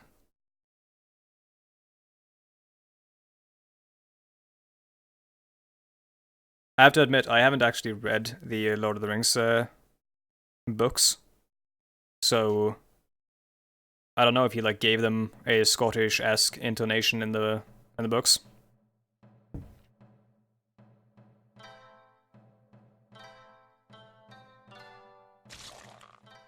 That's a disgusting sound, but the deer has been slaughtered. Oh shit, we gotta make a tanning place, so we can make leather out of that.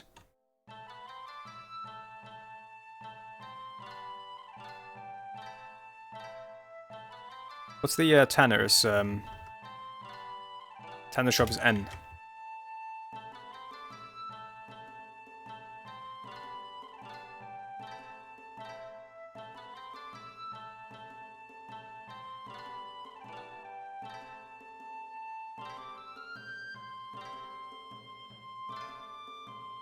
Okay, I'm gonna go and take the final break of the stream.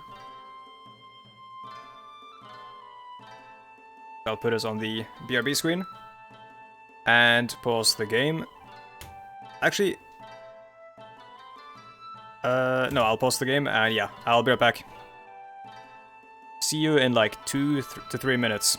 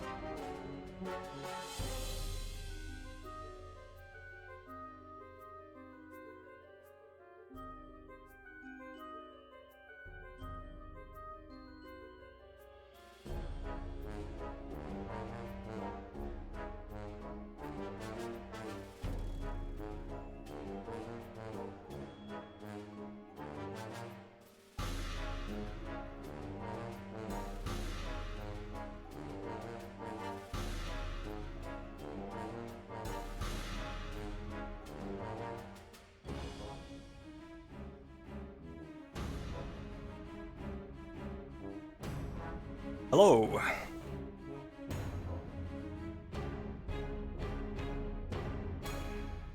Baby owls can fit in teacups. There I win. I mean, he said it. He's not wrong.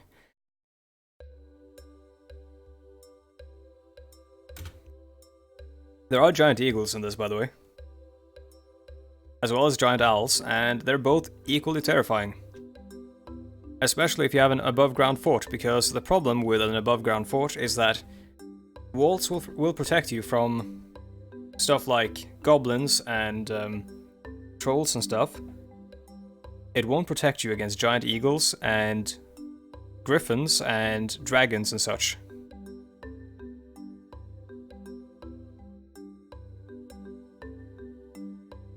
And God forbid you meet a forgotten beast that can fly. Forgotten beasts are like creatures that are generated at the start of the world. So if you meet them by the, year 472, they're usually extremely old and they've killed like untold creatures and stuff and gained a ton of stats. Are there sieges? Yes. So when an enemy army arrives, they'll establish or like they'll set up a camp and just hang out. And they'll hang out for a little while, and then they'll start the assault after a bit. Kind of like RimWorld, if you play that. It's the exact same way that works. Do they bring siege engines? No, unfortunately they do not, at least not yet. Though that's probably something that's planned for the future. The problem with siege engines is that since most dwarven fortresses are below ground, it would be kind of hard to create a siege engine that is effective below ground and also, like, mechanically is fun to play against. What I would like to see is something like a ramming, or like a giant ram or something that can tear down walls. Because currently there's nothing that destroys walls in the game, unless they're made of wood, in which case a dragon's fire can do it, or any fire can do it. Or if they're made of a weak rock that is not lava safe, something very hot can also melt them. Cannons are beyond the tech scope of this the world. I believe Ton Adams, or Toady1, the creator, has said that he doesn't want gunpowder in the game.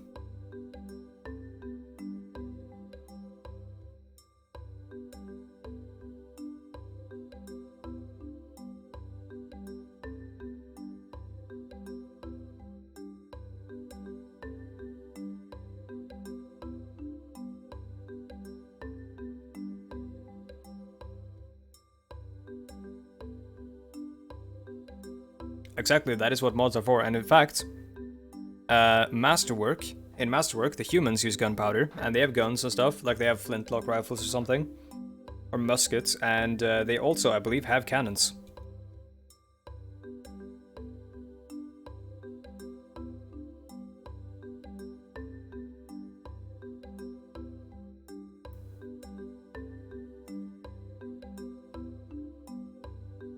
Alright, let's go down below again, and let's see, we've actually, oh yeah, we got the migrants, I didn't even look at them.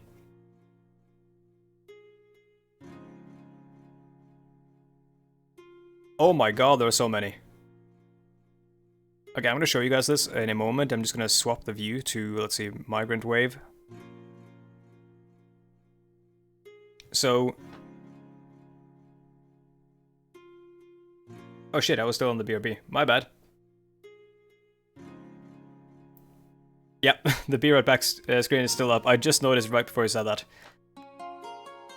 Let's see here. So, here's the Dwarf Therapist view again. And sadly, when you hover over them, you don't see it on the screen, or on the stream. On the stream, sadly, but here are all the migrants.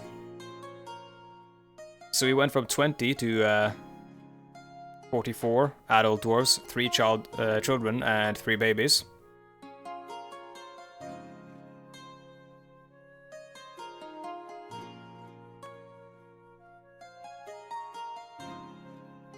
So we need to name some of these. The purple here, these are children, by the way. Or profession, baby. There's also a baby there. Fredda, is my character a warmonger?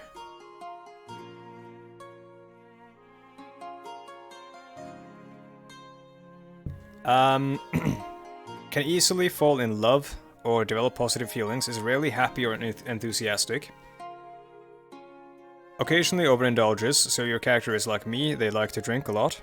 Is not careful with resources and spends unnecessary effort. And has a tendency to go at it alone, disregarding the advice of others. No, they just seem like, Your character just kind of seems like an asshole. Does not go out of their way to help others.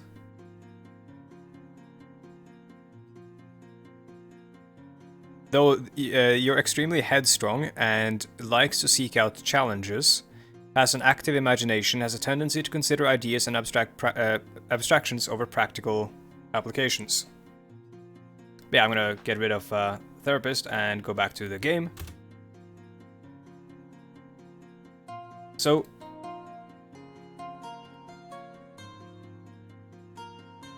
we have an armorer. I'm gonna set some of these farmers to be wood burners, because they're not doing anything. And also I'll set that same person to also be a smelter, because we'll need a smelter. Like a furnace operator.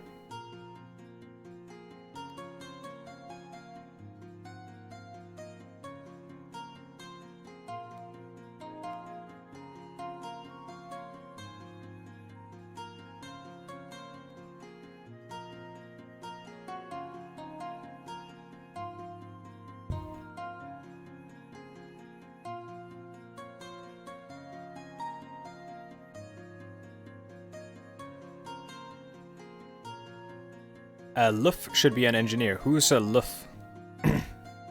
Oh, Luftwaffe. Or Luftwaffe.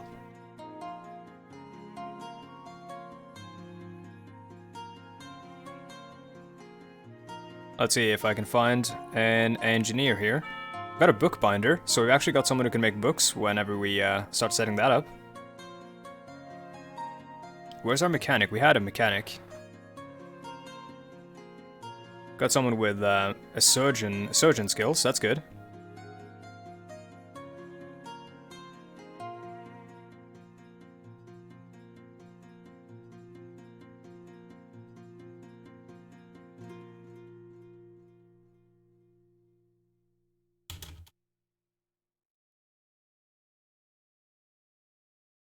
Okay, there, I've set someone to be a mechanic, and also I've named them Luftwaffe. Merchants from Fechichi Amala will be leaving soon. Hell yeah, elves, get out.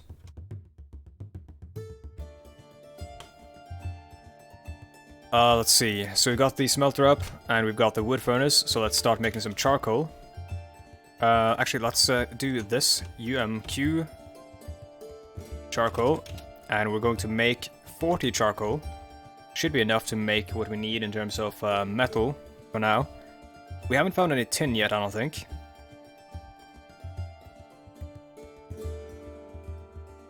Which is a problem, because we can't make bronze then, and copper is a very bad material for armor and stuff. Indeed, we do need to make an army.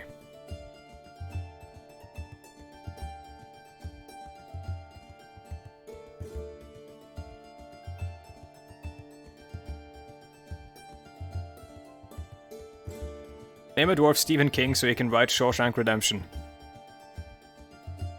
And it, and that weird one about the dog that goes around killing people.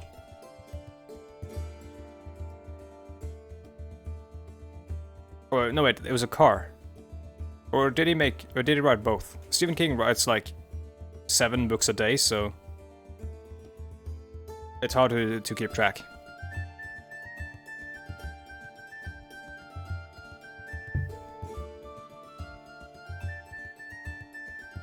See how many dwarves are idle. We can see idle dwarves up top right here. Idlers 23, so that means we need to assign a bunch of jobs to a bunch of them. I'm just gonna put a bunch of them on stone detailing duty. Oh my god, we have an amazing gem cutter. He's got skills in this game go from level 1 to 20. See, I'll take you over to therapist here. This guy over here, he's got 15 in gem setter. Oh shit, you can't even see the cursor on this screen. That's why you can't see the thing. Oh, that's so bad. So I used window mode instead of game mode. And even though I've set it to capture cursor... Oh, never mind, now we can. Wait, does it work now, this? No, it doesn't. Never mind. But yeah, so 15 here. In gem setting, that's amazing. It goes from 1 to 20. Or 0 to 20. Let's name someone after this gem setter, because they're going to be legendary in no time. Who is another? Oh yeah, let's name them Cardinal Otter.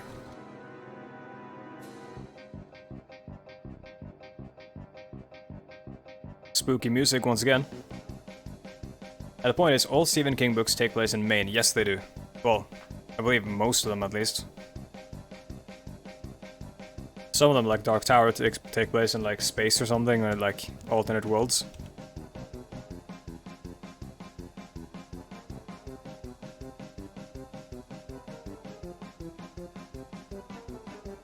Okay, so we can start smelting gold, but I'm first gonna smelt... Oh, Galena as well, we've got silver.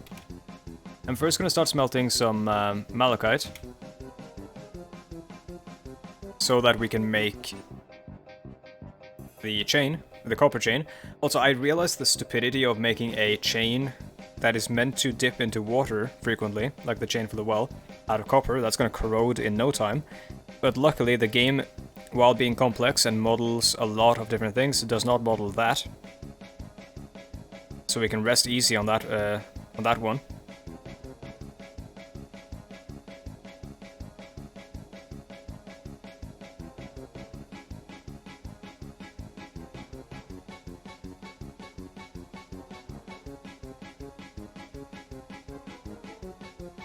When Bobbert becomes married, name his bride Maple Syrup.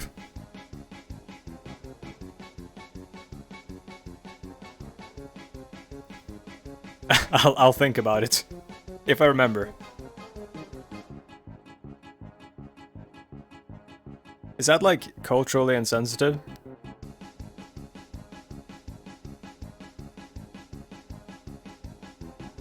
Let's see.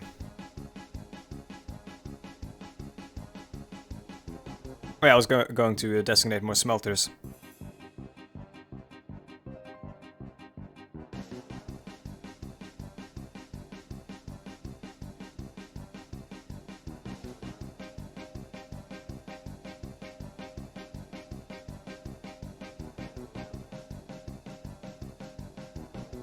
I'm doing this stuff off screen in real time with Dwarf Therapist right now, so you don't see it, but it's for the better, because then the game doesn't, or the simulation doesn't pause, in my opinion. Or the simulation doesn't pause, and therefore, in my opinion, it is better.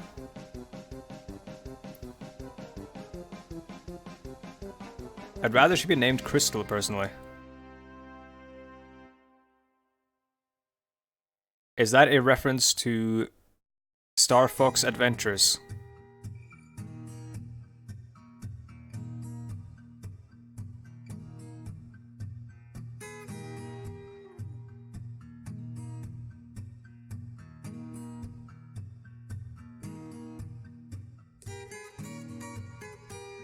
We gotta get that chain, though.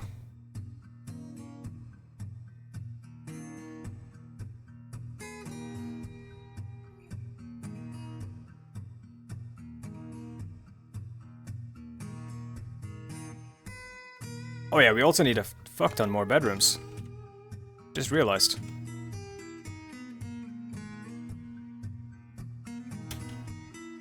Oh, I'm gonna do something cool. Hold on. It's probably not gonna be that cool, but how do you record again? There's a key that you hit in order to record a thing that you're doing, so that you can basically... it's like a macro, so you can replay it. Going until when? I'm not sure, honestly. The problem with Dwarf Fortress is that I just can't stop playing.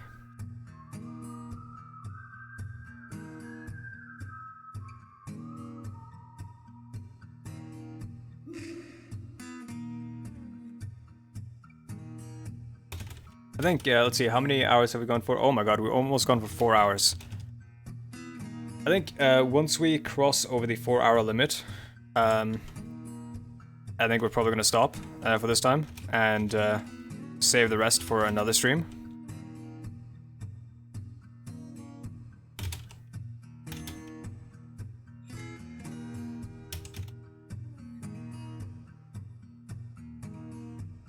Actually, let's get rid of this. I think it's better if we do some, like, hold on. This. More space efficient.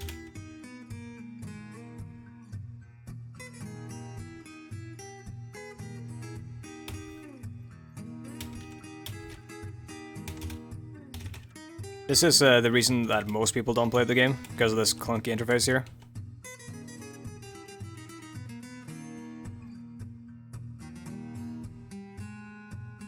Can you quickly show your farm? I'm starting another base and I want to see yours real quick. Yeah, sure. Hold on. Let's see. Let me just finish designating this so they can do that while I'm showing the farm off. My farm isn't big, and it's not really adequate, so... the way I've set up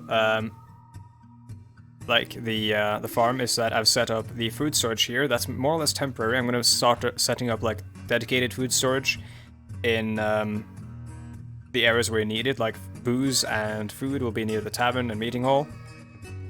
I was gonna make a seed storage here, but currently the seeds are being stored here as well.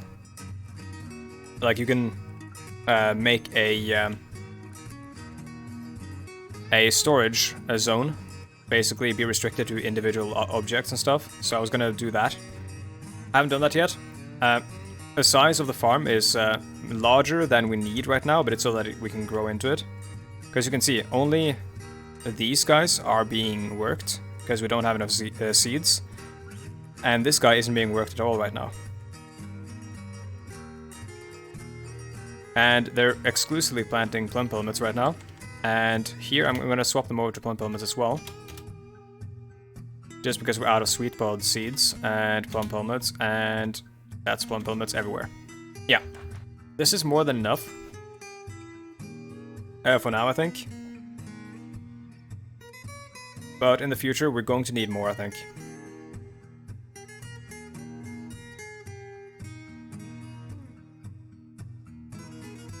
And we probably could use some more people with the actual farming profession.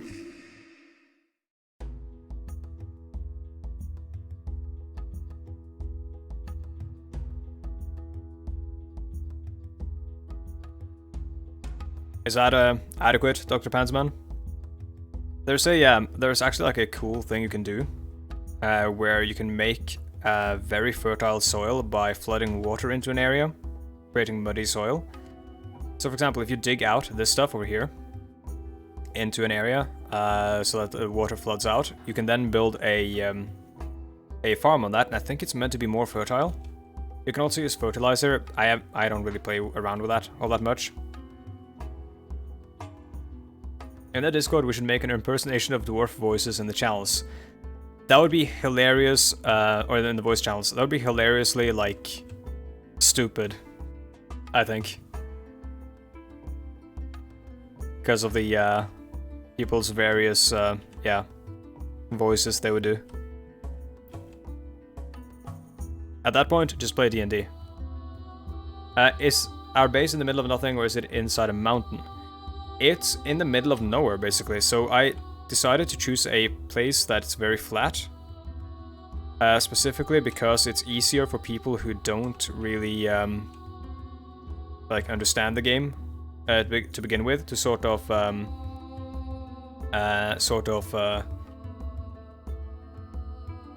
look at the game, I guess. Because they don't have to deal with all these, like, ramps and stuff.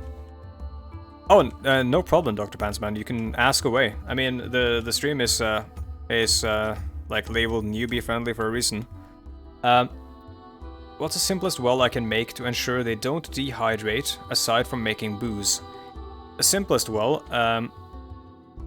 So what you can do is if you have a river, I don't know if you do, but if you have a river, you can divert the river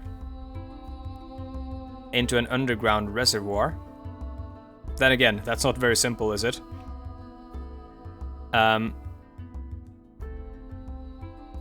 Also, I think in theory, so if you have a lake like this, for example, this is only going to be temporary because the water won't replenish because it's just a lake. But what you can do is you can actually floor off the entire lake, I think, and then build a well on one of the tiles.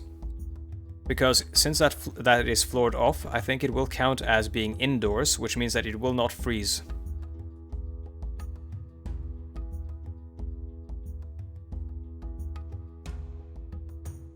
Another thing you can do, let's see. You can do what I've done. Just dig down until you found the caverns. Got a river and some ponds. Yeah, so that kind of operation I think is like slightly complex. I like the reservoir thing, but then you need to like start working with floodgates and stuff, and that's a whole different thing. The like very simplest way to do it though. Find the underground caverns, find one with water in it, like this, and then find a spot above it, channel down, like I've done here, one tile so that you've got that hole that leads all the way down. And then you don't need to do this, but I like to do this because it's extra security. I set up a bridge over it as well.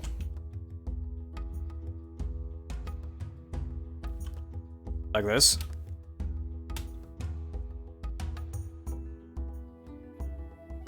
And that bridge can then close off that hole if something scary flying comes over here. Then I raise that bridge using a lever.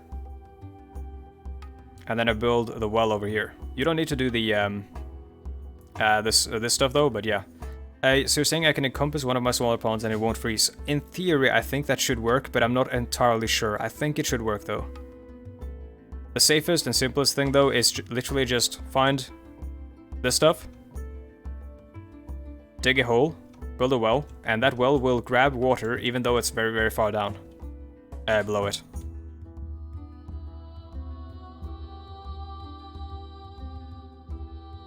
You could make a small channel under the river. It's right outside my base. Yeah, you could. Yeah, that's actually a very, like, that's a more complicated one, but you can do that.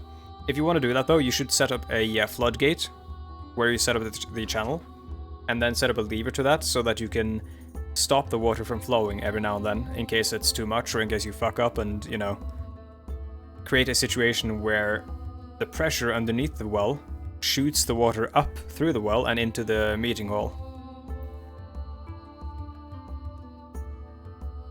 Next time, can the stream be a little bit earlier because I was supposed to be in bed 2 hours ago? Oh, I'm sorry, Thomas. Maybe, my streaming schedule is, like, basically kind of bound by my need to record and stuff, and I need to record, like, early in the morning and stuff, and stream in the evening, when there isn't a lot of stuff happening, so I don't have to, like, get up and, you know, answer the door or answer messages from people and stuff like that. Answer emails, etc. So I tried, like, I generally tend to have to stream in the evening, and I apologize for that. I wish I could stream a bit earlier. But yeah, right now I kind of have to do it in the evening, but in the future I think, when I move to Trondheim, I might be able to stream in the morning, or like earlier, because of my university schedule and everything. Are floodgates a type of building? Yes. They are a building, so B and then L. No shit, that's a well. X. X is a floodgate. So you build them at a carpenter's or a mason's, and then you use mechanics and levers, which are also, or sorry, mechanisms and levers, which are also a type of mechanism to link them up, and then you open and close them like a well. Or sorry, a bridge. My brain is turning to mush. I've been streaming so long. Alternatively, how do I find one of those underground lakes? Just dig down. Do D. Let's see, if you're on the surface, just do a like DJ, which is a downstairs. You can see on the top right here. Dig down, and then once you go down one, do DI, which is an up-down stair. And then just keep digging down, a straight shaft down, until your dwarves find the caverns. Okay, going to bed now. Promise me that my boy won't die and that he will be our great general. I promise, Thomas. Good night. I'm going to end in not too long anyway, so you won't miss much. And yeah, Dr. Pansman, once you get to the caverns, make sure that, because your dwarves will breach it and you'll get a notification that's like, oh, you've seen the caverns. Then try to find one with lakes. If they aren't in the first cavern, keep digging. But make sure to build a wall wherever they breached it, like here. We opened up a hole to the caverns here, so I built a wall here to block it off.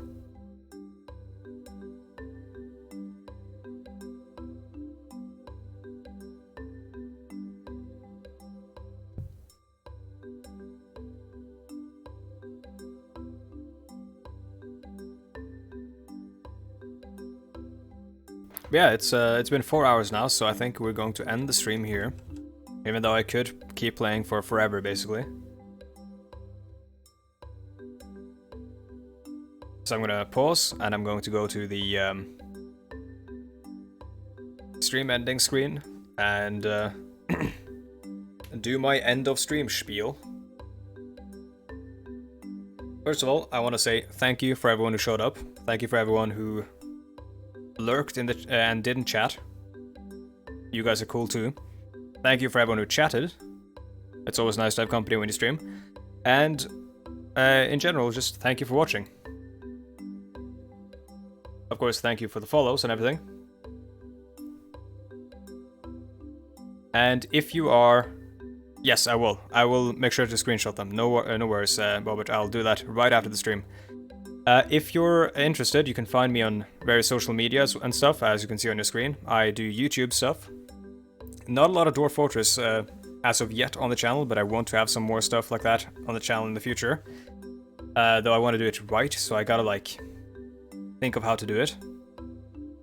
And, yeah, mostly it's historical stuff, because I've got a degree in history, so I do a lot of history video games and stuff.